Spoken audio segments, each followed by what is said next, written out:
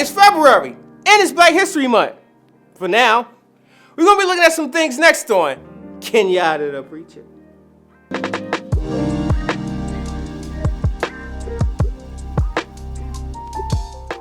Yes, it is Black History Month, the shortest month in the calendar. It's also the coldest month, in case we want a parade. Now, I know a lot of people don't want to hear about our legacy, but our legacy runs deep, from sports to entertainment, medicine, and politics, and numerous inventions that have completely revolutionized our society. For instance, take Frederick Jones.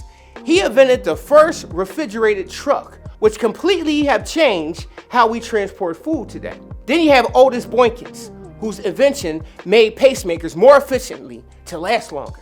George Crumb invented the potato chip, and you wouldn't have the Xbox or PlayStation without Jerry Lawson, a man who invented the first home and game console. There's also Sarah Boone, who taught herself to read and then patented the ironing board in 1892, and Patricia Bath, who invented laser cataract eye surgery, saving millions from becoming blind.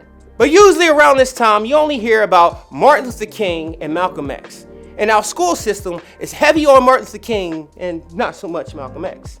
And this could be because Martin Luther King has a national holiday, MLK Day, which officially became a federal holiday in 1983. But in 1994, it became known as a day of service. You know, sometimes I think that the powers that be were saying to themselves in 94, since we have to pay these people for that day, they need to go out and do something. Now MLK Day is all about painting and getting up trash, a day of service. Which I feel is a distraction from what Dr. King was really trying to get America to see, which is civil rights and equality for everyone. It's just like in the late 80s, when conscious rap music started to take off.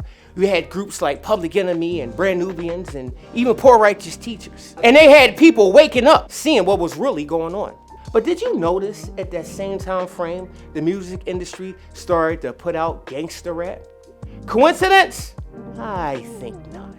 It was done to get the mind from empowerment and onto criminal behavior, because prisons are big money makers. That's why many executives who own rap labels back then in the day also own private prisons. Look it up. Speaking of prisons, you ever notice that a lot of African American men that go into prison end up becoming Muslim? And then they get out and they don't even read the Quran? You know, I knew a guy back in the day that went into prison and he changed his name to Abdul Jabbar. And when he got out, everyone called him, I fooled them all, because he was a phony. Oh yes, he never changed his name.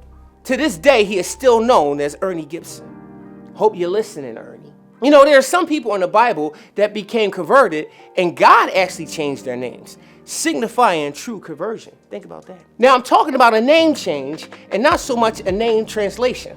Like Matthew, Mark, Luke, and John. Those names are English translations. Like the Apostle John, his original Hebrew name is Yohanan. And the name Mary in Hebrew is Miriam. But it doesn't matter what your name is. What really matters is it written in the Lamb's Book of Life? Here are some scriptures. Luke chapter 10, starting at verse 17. And the 70 being the people who were following Jesus, and the 70 returned again with joy, saying, Lord, even the devils are subject unto us through thy name. And he said unto them, I beheld Satan as lightning fall from heaven.